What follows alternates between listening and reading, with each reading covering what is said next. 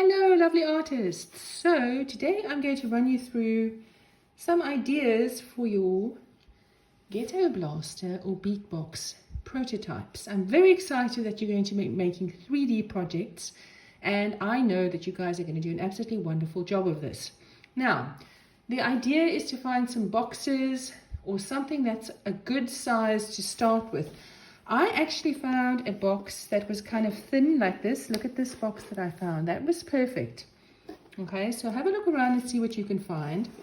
So I'm going to hold this up a little bit like this so you can see to the side how it's kind of 3D like that. And it can actually stand as well. You could stand it up like this. Okay, so there's my handle attached to the top. There's my tape deck and all of that. So how I did this is once I had my cardboard box and I glued everything down, I glued a panel of cardboard on the front. You can glue brown paper on it. You could even glue white paper onto the whole thing if you want, carefully. And then I looked around the house for things that I had. I started with a background. I started by painting in a lot of different colors.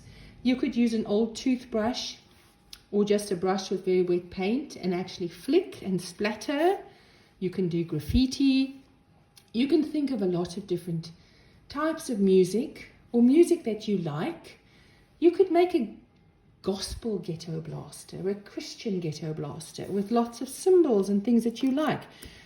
You could make a 1960s ghetto blaster in like pastel colors with flowers and groovy designs. Maybe you want to make a reggae ghetto blaster.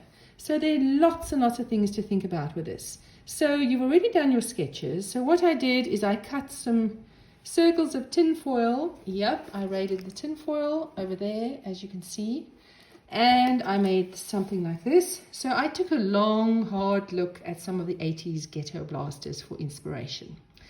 I designed mine with 2 speakers with these kind of things across. And over here, you've got these long bars, which used to have a button to pump up the volume on the bass. So if you had music with really heavy drums or bass, then you could kind of amplify that.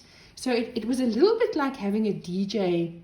Well, this looks like a DJ thing, but if it was standing up like this in your room, then you could play around with different sound effects while you were playing music with your friends. And most people used to actually carry these on their shoulder in the street, which is very antisocial.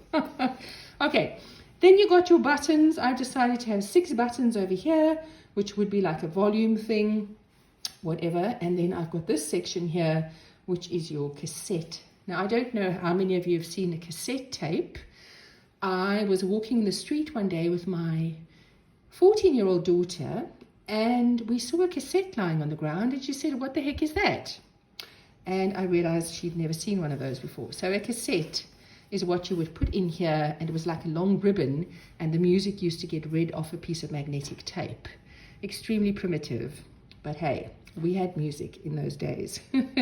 So I really look forward to seeing what you guys are going to do. Use lots and lots of recycled cardboard. You can make this really, really 3D. I mean, you could have this thing that can actually open. If you can find an old cassette, that would be fantastic. You could pop in your cassette. And I have worked to make this look quite textured. So I've used a lot of mixed media, paint, pastels, oil pastels. There's loads of stuff in the art room that you can try. Loads and loads of collage work. I did some brush work over here. You can use markers. So make it creative, make it original, and let's do that beatbox. Good job, guys.